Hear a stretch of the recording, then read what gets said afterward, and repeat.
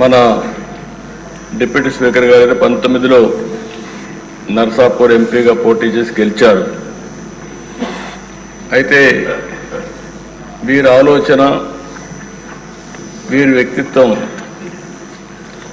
మామూలుగా ఉండేవాళ్ళకి అడ్జస్ట్ కాలేరు. ఏదున్నా సరే ఫ్రాంక్గా మాట్లాడతాడు, మనసులో కల్మషం ఉండదు, ముందు వెనుక చూడకుండా మాట్లాడుతూ ఉంటారు. ఎందుకంటే ఓసారి ఫ్రాంక్గా ఉండేటప్పుడు కొన్ని సమస్యలు కూడా వస్తాయి. అయితే నేను చాలా రోజుల నుంచి వాటిని దగ్గరగా చూస్తున్నా. ఎక్కడన్నా తప్పులున్నప్పుడు కానీ, ఎక్కడన్నా ఇది ఉన్నప్పుడు కానీ, చెప్పాలనుకున్నప్పుడు కానీ కొండ బద్దలు కొట్టి చెప్పడం వారి మనస్తత్వం. ఓసారి అలాంటి మనస్తత్వమే కొన్ని ఇబ్బందులకు గురి చేస్తుంది.